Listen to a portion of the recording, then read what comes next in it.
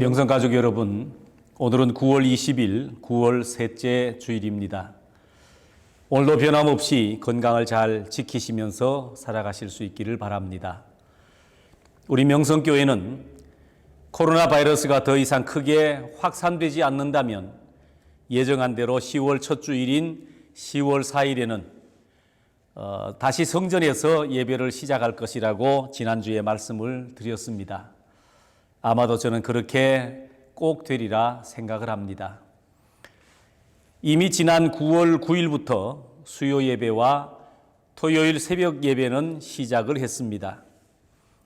어떤 분은 6개월 정도 성전에서 예배하는 일을 중단했었는데 6개월 만에 성전에서 와서 예배를 하는데 너무 설레어서 가슴이 뛰었다고 하는 분도 있습니다. 주의 성전을 사모하는 일은 참 귀한 일입니다. 10월부터는 성전에 오셔서 예배하는 기쁨을 꼭 누리시기를 바랍니다. 이미 코로나 바이러스 사태가 장기화되면서 방역이나 예방에 대해서는 설명하지 않아도 잘 하시리라 생각을 합니다.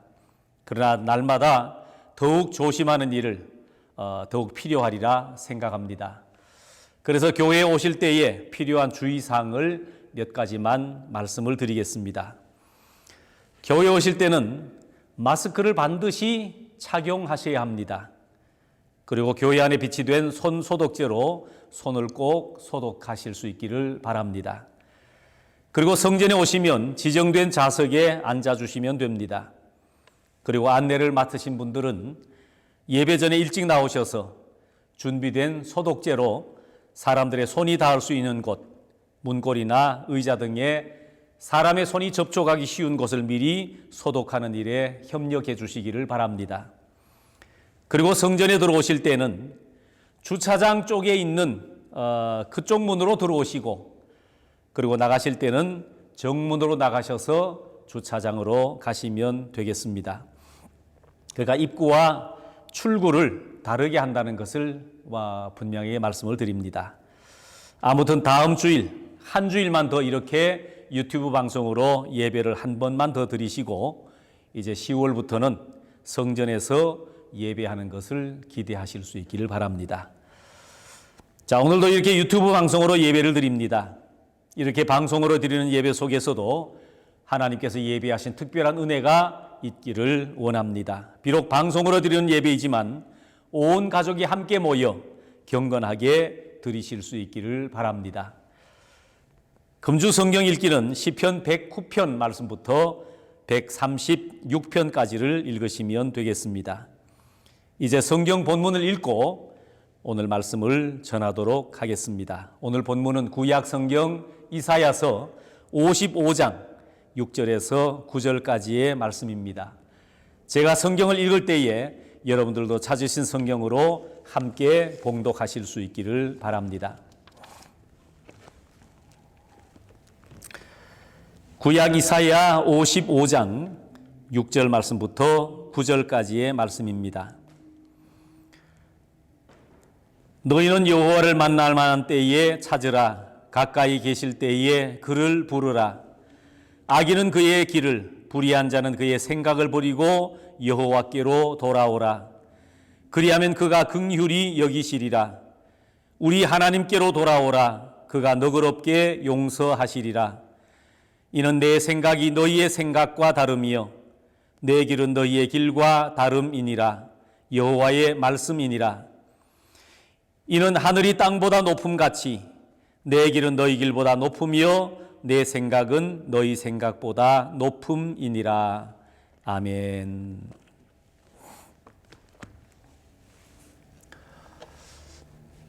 결혼 시즌이 되면 이름 있는 곳이나 사진 찍기에 좋은 곳에 가면 어렵지 않게 결혼하는 신랑과 신부의 모습을 볼 수가 있을 것입니다.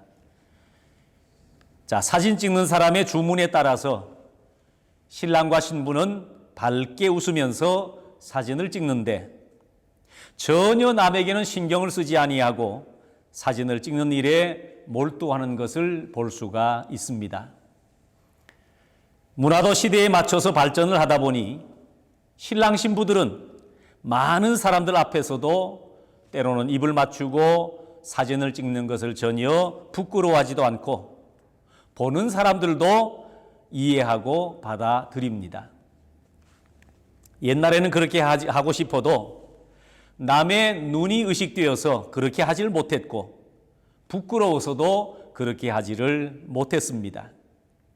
자, 신랑 신부의 그런 자유로운 모습이 얼마나 아름답고 이쁜지 모릅니다.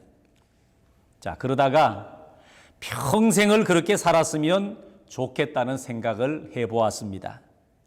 가까이 있어야 할 사람은 늘 가까이 있어야 합니다. 거기에 행복이 있는 것입니다. 물건도 사람도 가까이 있어야 할 것이 있습니다. 가까이 있어야 할 것이 멀리 있을 때 사람의 마음은 허전하고 공허하고 불행해지는 것입니다.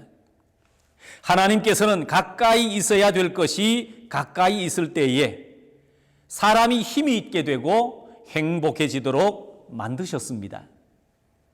그러나 사람에게는 멀리 있어야 할 것은 또 멀리 있어야 합니다. 그래서 하나님은 불필요한 것은 멀리 있게 만드셨습니다. 멀리 있어야 할 것이 가까이 있을 때 짐이 되고 어려움이 있게 되는 겁니다. 자, 오늘날 현대인의 불행이 어쩌면 여기에 있다고 말씀을 드릴 수가 있습니다. 가까이 있어야 할 것은 가까이 두지 못하고 또 멀리 있어야 할 것을 가까이 두기 때문에 많은 사람들이 괴로워하고 짐을 지고 있는 것입니다. 중요하지 않은 것을 중요하게 생각하고 또 중요한 것을 중요하지 않게 생각하기 때문에 힘들어하고 있는 것입니다. 우리는 10년 전, 20년 전 혹은 반세기 전에 비해서 엄청나게 지식 수준이 발전을 하고 소유가 풍성해지고 다양한 편리함 속에 살고 있으면서도 기쁨을 누리지 못하고 있습니다. 의식주 모든 것들이 옛날하고는 비교가 되지 않을 정도로 발전하고 편리해졌습니다. 값진 것들을 많이 가지고 있으면서도 많은 사람들은 오히려 소외감이나 패배의식을 가지고 살아간다는 것입니다. 오늘날 이렇게 많은 사람들이 자신이 가진 것에 대해서 만족하지 못하는 이유는 가장 소중한 것을 가까이 하지 못한 데 있습니다.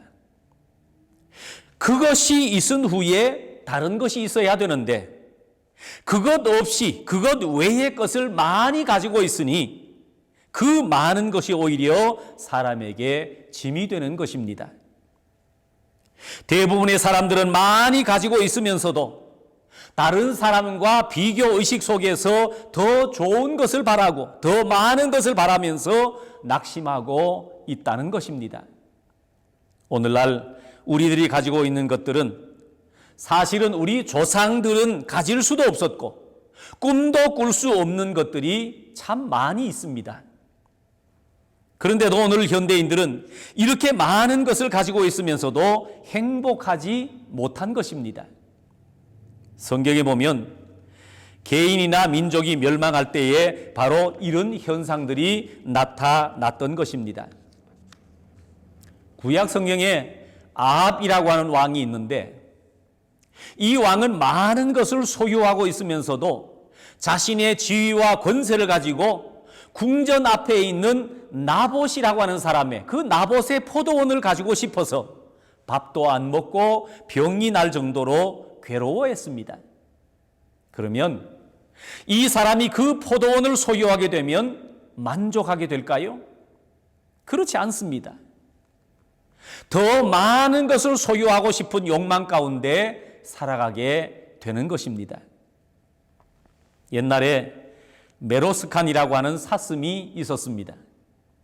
이 사슴은 자신을 치장하기를 좋아해서 그 머리에 뿔을 이렇게 치장하는데 그 뿔이 너무 커서 그 무게를 감당하지 못하고 멸종되고 말았다고 합니다. 맘모스와 같은 거대한 동물들도 자기 몸을 가누지 못할 정도로 컸기 때문에 결국은 살아남을 수가 없었다고 하는 겁니다. 너무 많은 욕심이 오히려 짐이 되어서 불행하게 되는 것입니다.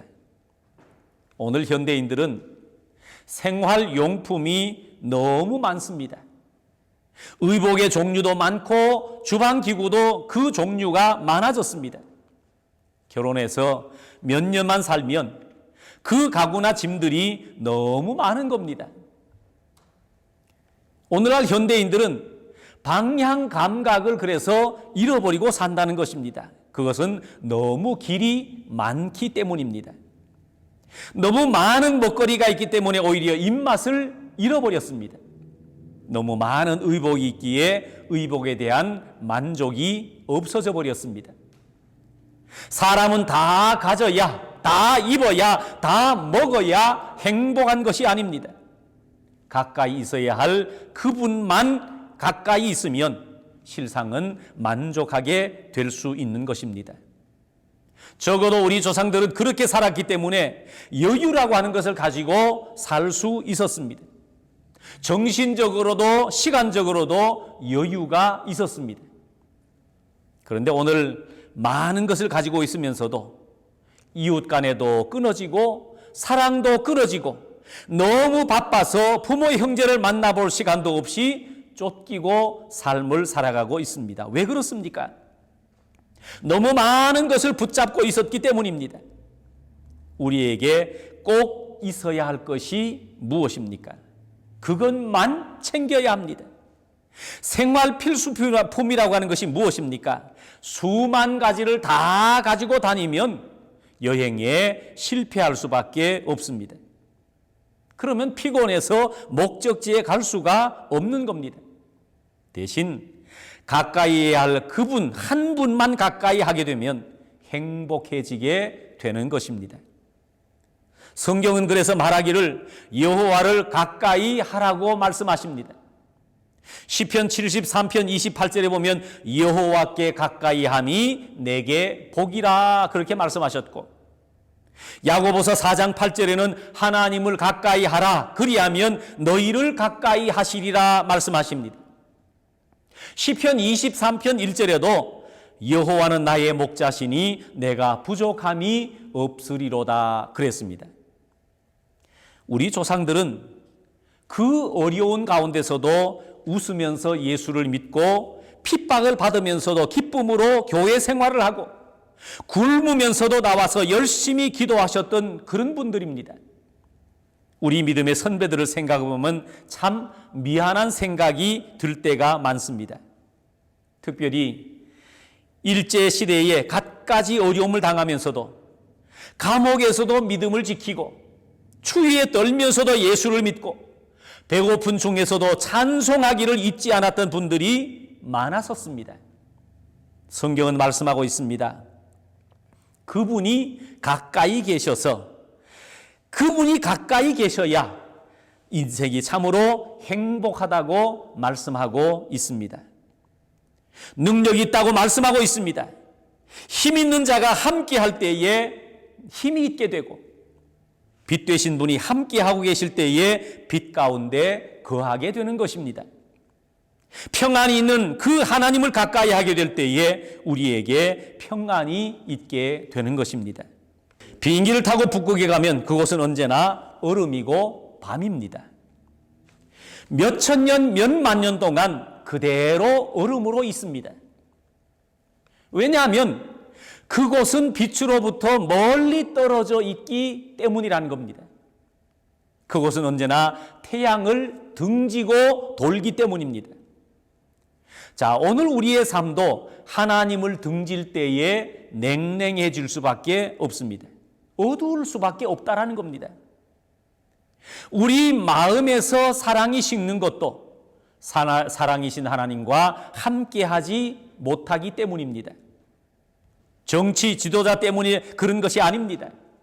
사회 악 때문에 그런 것도 아닙니다. 물질 때문에 그런 것도 아닙니다. 가까이 계셔야 할 그분이 멀리 있기 때문에 우리 마음이 식어버렸기 때문입니다. 오늘날까지의 역사는 이것을 분명히 말씀해 주고 있습니다. 개인이나 가정이나 국가나 하나님을 가까이 할 때에 복을 받고 성공했던 것을 알 수 있습니다. 하나님을 가까이 하던 그 시대가 평화로운 시대였습니다. 하나님을 멀리 할 때 그 나라, 그 민족에게 슬픔이 왔습니다. 어떤 개인이나 국가에 있어서 하나님을 멀리 하는 기간을 암흑기라고 합니다. 역사에는 암흑기라는 것이 있습니다. 북한 공산주의는 어둡습니다. 왜 그렇습니까? 하나님이 멀리 계시기 때문입니다. 형제 간에도 하나님을 가까이 하는 사람과 멀리 하는 사람이 있습니다. 야곱은 하나님을 가까이 함으로 빛 가운데 거할 수 있었지만 에서는 그의 후손들까지도 오늘날도 어두움 가운데 있습니다. 얼굴도 기도하면 하나님과 가까워집니다. 성전을 향해 가까이 나아오면 하나님과 가까워질 수 있습니다. 한국에서 제가 목회를 할 때에 제가 섬기던 교회에서 불교에서 몸담고 있던 분들이 가끔 전도를 받아서 교회에 나왔습니다. 처음에는 그 얼굴이 마치 절의 보살 같은 얼굴이었습니다. 보살 얼굴 아십니까? 그러다가 은혜를 받게 되니까 점점 그 얼굴에 빛이 나더니 은혜의 얼굴로 변하는 것입니다. 저는 그래서 스데반이 돌에 맞으면서도 그 얼굴이 천사의 얼굴과 같다는 말씀이 무엇인지를 알 수 있을 것 같습니다. 하나님을 가까이 하는 얼굴, 그것이 은혜의 얼굴입니다. 이스라엘은 하나님을 가까이 할 때에 복을 받았습니다. 하나님을 가까이 할 때에 전쟁에도 이기게 해주셨습니다. 그러나 하나님을 멀리 할 때에는 심판하셨습니다. 노아의 홍수 심판, 소돔과 고모라의 불의 심판, 이런 것들은 하나님을 멀리 했을 때에 당했던 심판입니다. 북이스라엘이 아수르에게 당한 심판, 남유다가 바벨론에게 당한 그 심판은 하나님과 거리가 멀어질 때에 있었던 일들입니다. 전쟁과 같은 국가의 환난도 그 민족이 하나님을 가까이 하면 두려울 것이 없었습니다. 이스라엘은 하나님을 가까이 할 때에 언제나 승리를 경험했습니다. 그런데 중요한 것은 내가 하나님을 가까이 하는 것도 중요하지만 더 중요한 것은 하나님이 나를 가까이 하시는 것이 중요합니다. 조금 전에 말씀드렸던 야고보서 4장을 다시 한번 말씀드리면 하나님을 가까이 하라. 그리하면 너희를 가까이 하시리라 그랬습니다. 이것은 내가 하나님을 가까이 하는 것도 중요하지만 하나님이 나를 가까이 해 주시는 것이 더 중요하다는 것입니다. 무슨 말씀인지 실감이 나지 않으리라 생각합니다. 제가 초등학교 다닐 때는 4학년까지는 학년에서 제일 작았습니다. 작으니까 괴롭히는 아이들이 많았습니다. 내가 내 힘으로 이길 수가 없잖아요. 그런데 학년에서 제일 덩치가 큰 애가 내 친구였습니다. 그 친구가 늘 나랑 가까이 지냈습니다. 그러니 아무도 나를 건드리는 애들이 없었습니다. 마치 이런 것입니다. 이스라엘의 역사를 보면 분명히 나타나고 있습니다. 특별히 이스라엘의 왕조의 역사를 보면 흥망성쇠가 다 들어 있습니다. 흥할 때의 이스라엘을 보면 나라를 다스리는 왕들이 철저하게 하나님을 가까이 하는 왕들이었습니다. 어떤 환경 속에서도 하나님을 찾습니다. 그것이 전쟁이든 기근이 찾아오든 모든 문제 가운데서 그 하나님을 찾습니다. 사무엘상 7장을 보면 사무엘 선지자가 아직 왕이 없던 시절에 잠시 왕처럼 나라를 통솔했던 때가 있었습니다. 그 당시 가장 강대했고 이스라엘 옆에서 괴롭히던 블레셋이라는 나라가 침공을 해옵니다. 그때 사무엘 선지자는 온 백성을 미스바라고 하는 넓은 광장으로 모이게 했습니다. 그리고는 이 전쟁이 일어나게 된 것이 우리의 죄악 때문이라고 생각을 하고 온 백성들과 함께 회개를 선포하고 회개를 합니다. 어린 양을 잡고 번제를 드리면서 하나님 앞에 기도를 드립니다. 하나님의 도우심으로 여기까지 우리를 도우셨습니다 하는 에벤에셀의 축복을 받았습니다. 하나님이 함께 하셔서 도우시는 승리의 축복을 이해하실 수 있겠습니까? 요즘 시대에 같은 일이 벌어져서 사무엘처럼 광장에 모여서 회개하고 예배를 드린다고 하면 어떤 반응을 보일까요? 전쟁이 일어났는데 무슨 기도냐고, 지금 이런 위기 상황에서 무슨 예배냐고 아마도 반문을 할 것입니다.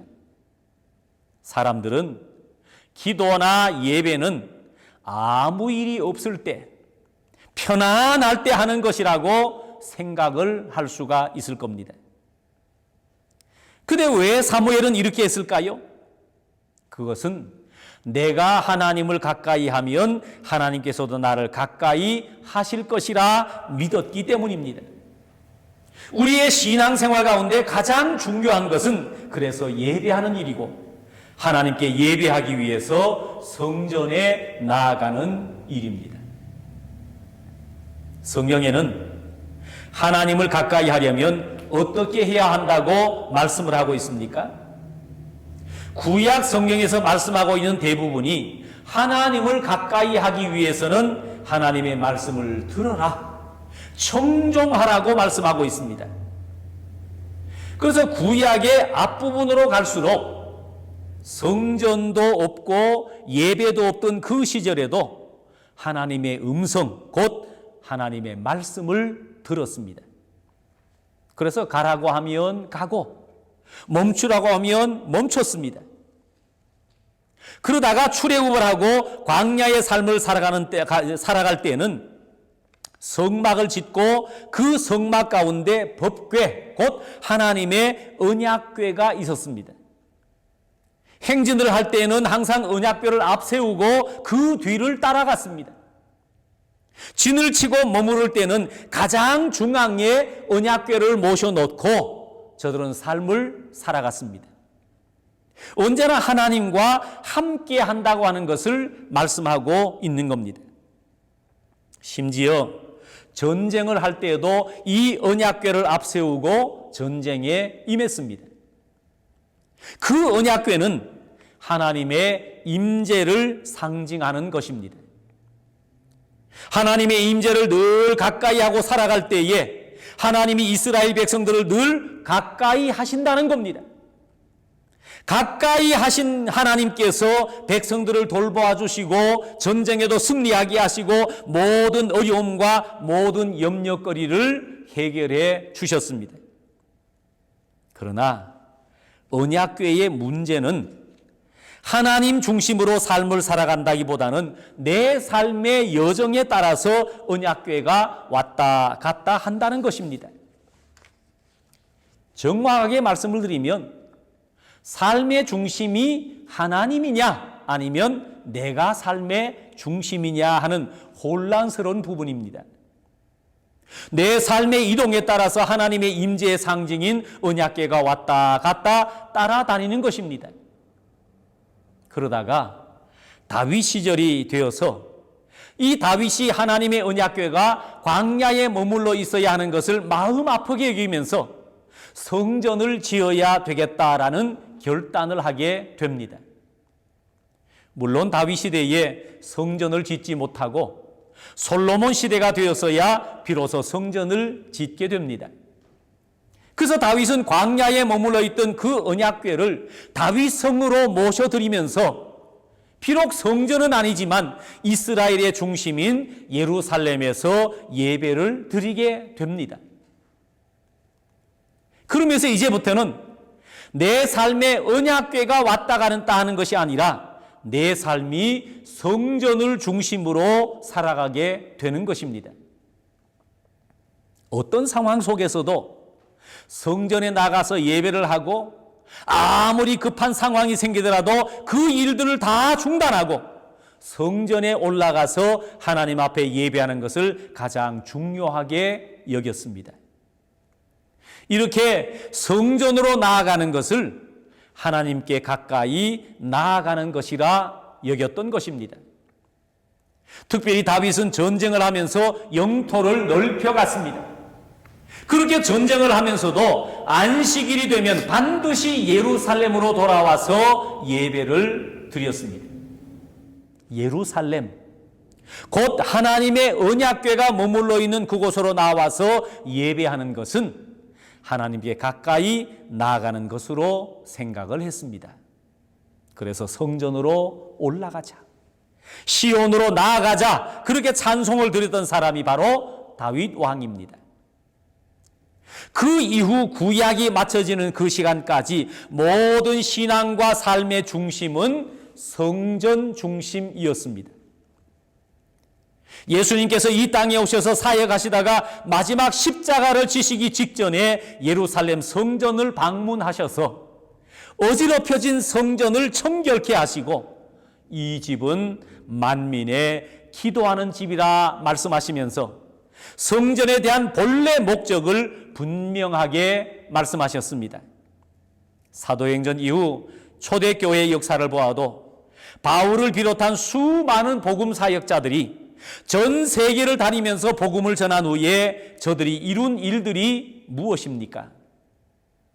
복음을 전한 곳에 바로 성전을 세우는 일이었습니다.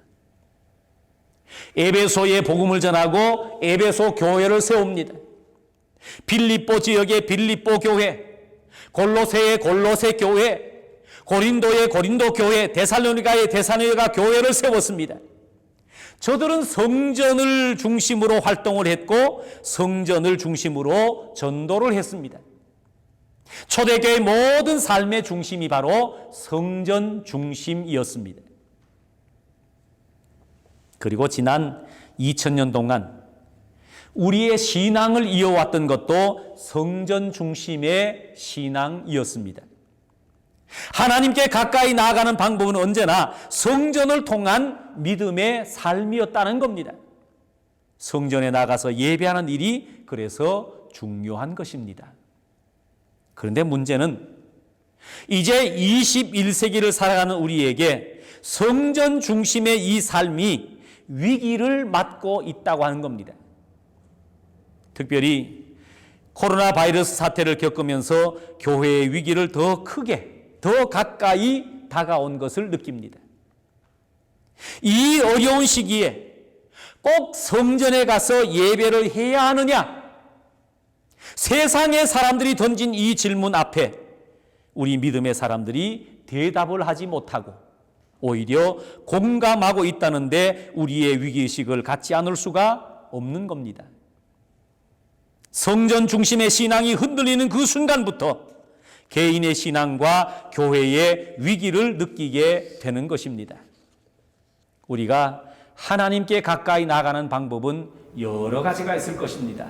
기도하는 일, 말씀을 읽는 일, 전도하는 일, 신앙을 고백하는 일, 말씀에 순종하는 일 등 다양한 많은 방법이 있지만 가장 중요한 일은 성전에 나가서 예배하는 일입니다. 이제 10월부터 주일 예배가 다시금 성전에서 재개가 됩니다.